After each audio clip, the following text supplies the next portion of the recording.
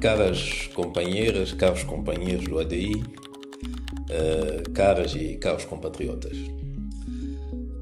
Ao aproximar-se o fim de mais um ano, depois de celebrarmos 50 anos de independência nacional, somos chamados como povo e como nação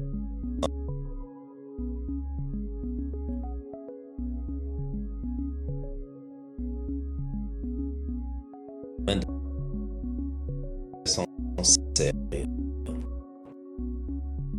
honesta e profunda de percorrermos e vamos construir. Um Estado de Direito Democrático, sagrado na nossa Constituição, o poder político impõe o ativo de humana e garantir a vida a todos. Assumir responsabilidade não apenas por aquilo que se faz, mas também pelo que se deixa de fazer.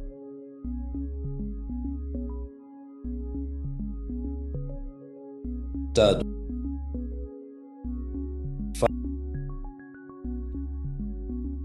na proteção social, cuidados de saúde, que não oferece condições mínimas de água e eletricidade, olhos à miséria, a desigualdade e falha na sua missão e sobretudo na sua missão. De 2025 deixou aos olhos de qualquer observador atento.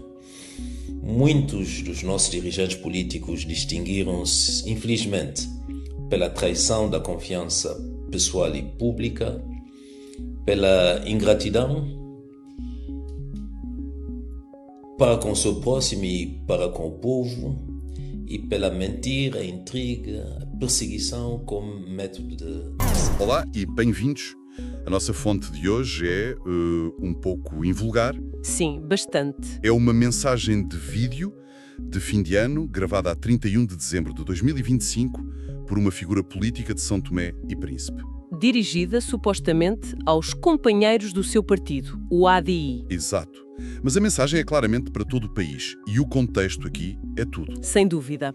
Marca a entrada em 2026, que é um ano de eleições legislativas, e isto surge logo a seguir às comemorações dos 50 anos de independência. O que lhe dá um peso simbólico enorme. Precisamente.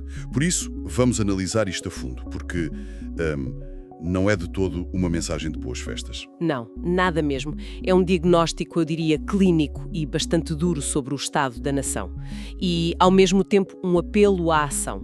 A nossa missão aqui é perceber o recado sobre 2025 e, claro, a visão que propõe para 2026. Olha, e é importante dizer que estas mensagens de fim de ano são muitas vezes um barómetro, um sismógrafo político. Certo. Mas esta vai muito mais longe, abandona completamente o tom protocolar e torna-se numa peça de intervenção política, pura e dura. Sim. Tem um arco narrativo muito claro.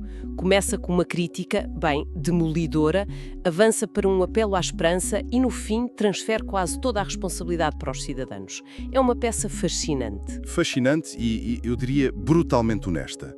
Vamos começar por essa parte, pelo diagnóstico ao 2025. É onde a análise é mais profunda. Sim. A acusação central é de uma gravidade imensa. Diz que o poder político falhou na sua missão sagrada de construir um Estado de Direito democrático. Exato. E repara, não é uma crítica a uma política específica. Não, é o fundamento de todo o sistema. É isso mesmo. E a fonte tem o cuidado de não deixar a acusação ficar no abstrato. Sim, veste logo cá o concreto. Desce imediatamente para o cotidiano, para as consequências na vida das pessoas. Fala da ausência de proteção social, de cuidados de saúde sem condições mínimas, da incapacidade crónica de garantir água e eletricidade.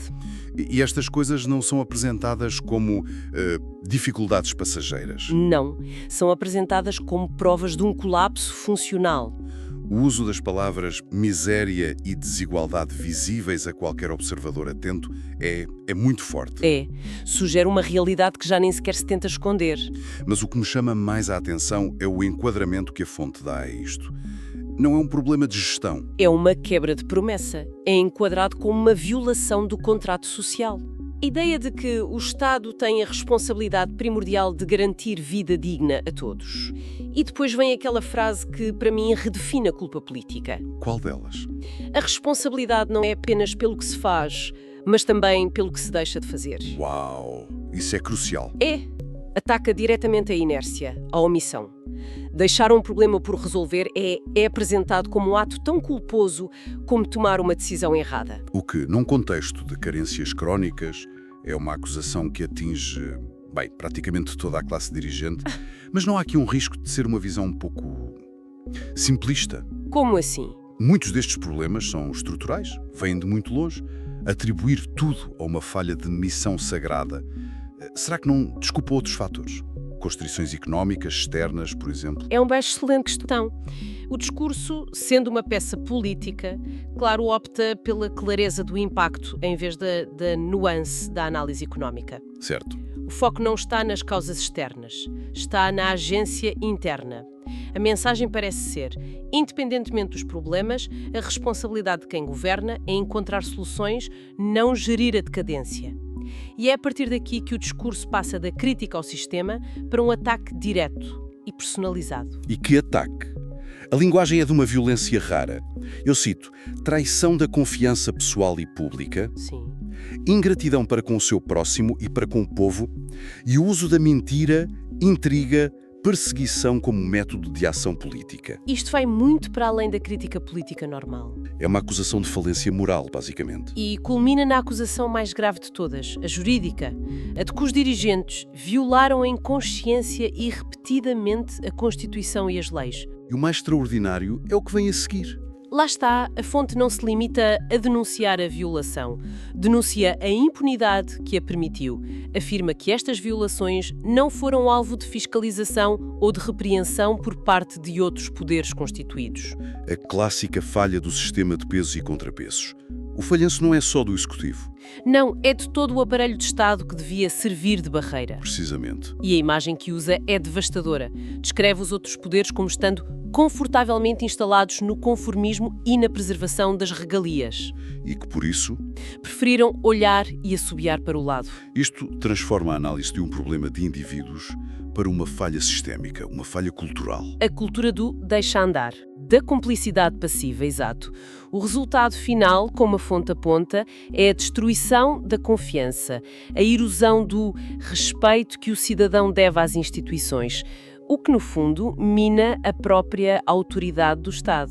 É um diagnóstico, bem, absolutamente demolidor, mas seria só um lamento se ficasse por aqui, não é? Sim. O que me surpreende é que a segunda metade da mensagem muda completamente de tom. É uma viragem notável. Deixa a escuridão do diagnóstico e, de repente, acende uma vela de esperança. É verdade, depois de descrever um povo traído, abandonado, a fonte afirma que o povo santomense continua a resistir, continua a acreditar e que a palavra que mais se ouve é esperança. E a grande jogada estratégica é canalizar toda essa esperança para um evento concreto e um prazo definido, as eleições de 2026. Transforma 2026 no ano da catarse, da redenção.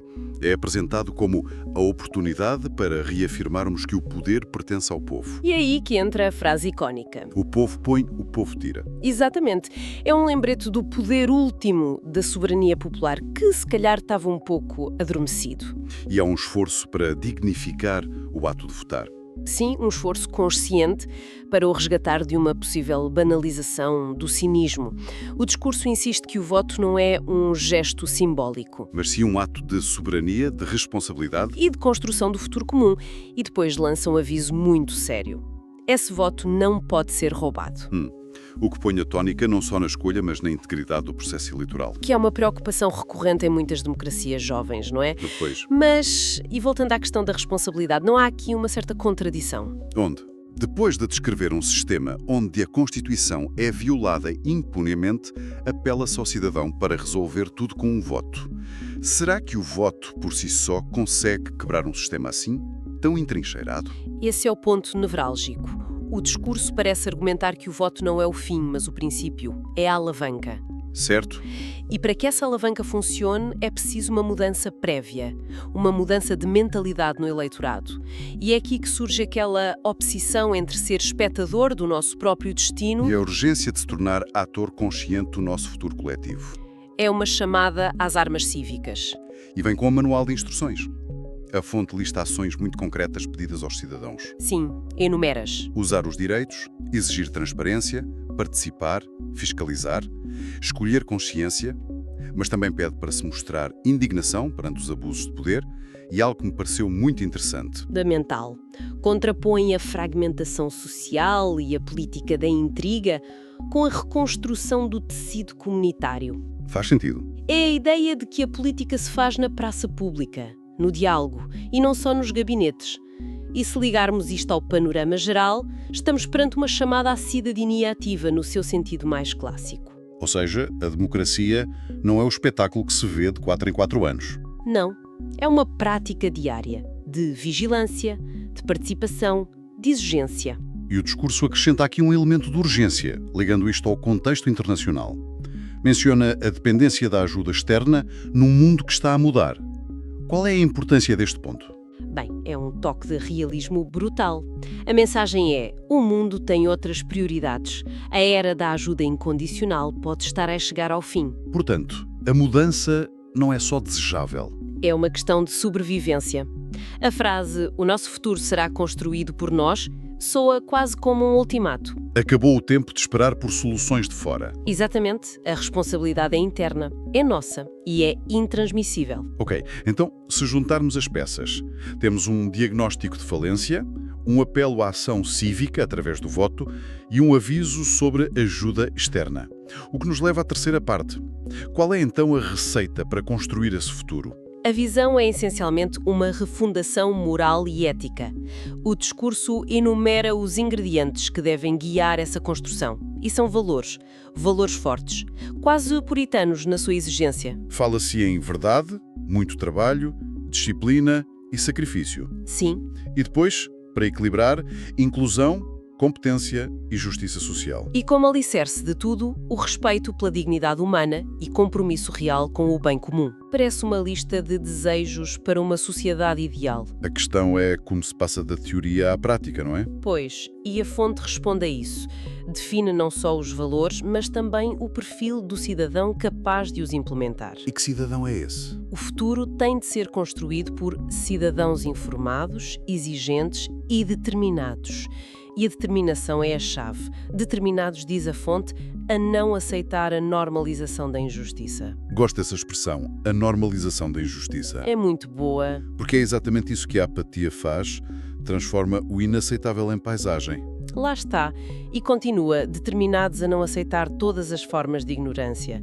E talvez a frase mais poderosa de todas, a não aceitar o deixar andar. Essa ataca o coração da cultura da passividade, da resignação. Taca mesmo. É um apelo a uma intolerância ativa contra a mediocridade, a corrupção, a injustiça. A visão é de que a mudança política só será sustentável se for precedida por uma revolução de mentalidades. Faz todo o sentido. A estrutura política é um reflexo da cultura cívica. Para mudar uma é preciso mudar a outra. Exato. E a mensagem termina com uma série de desejos para 2026, que no fundo são um resumo de todo este programa. Sim, funcionam como um fecho programático. Pede-se que o Ano Novo encontre o povo mais unido, mais vigilante, mais consciente da sua força. A ênfase está sempre na agência coletiva. E deseja-se um ano de renovação ética, moral, de responsabilidade política. E de esperança ativa. Esperança ativa, gosto muito desse conceito. Não é a esperança passiva de quem se senta à espera que as coisas melhorem. Não, é uma esperança que é motor de ação. E tudo culmina na frase final, que é o grande takeaway de todo o discurso. O futuro será, por conseguinte, a obra das nossas escolhas. É a declaração final da transferência de responsabilidade. Não podia ser mais explícito. Não. Depois de declarar a falência das elites, a mensagem coloca o destino do país, sem filtros nem desculpas, nas mãos dos cidadãos e das suas escolhas. Portanto, para recapitular, esta fonte é um retrato a negro de um país, à beira dos 50 anos, a lidar com uma crise profunda de liderança e de confiança. Profundíssima. Mas, ao mesmo tempo, recusa terminantemente a resignação. A tese central é esta. Perante a falha das elites, o poder e o dever de iniciar mudança recaem inteiramente sobre os cidadãos. e devem usar o voto em 2026 como a sua principal ferramenta. Exatamente. O que nos deixa com uma reflexão final, uma provocação para quem nos ouve. Sim. O discurso termina com essa ideia poderosa de que o futuro é obra das nossas escolhas. Apela a uma transformação cultural profunda, passar de uma mentalidade de espectador passivo para uma de ator cívico exigente, vigilante. A grande questão que fica no ar é como é que se faz, na prática, essa transição, num contexto real de dependência económica, de desigualdades profundas e de uma desconfiança histórica nas instituições. Que obstáculos concretos se encontram entre a indignação que o discurso quer gerar e a ação política eficaz que ele propõe? Como é que se transforma a frustração em poder cívico organizado?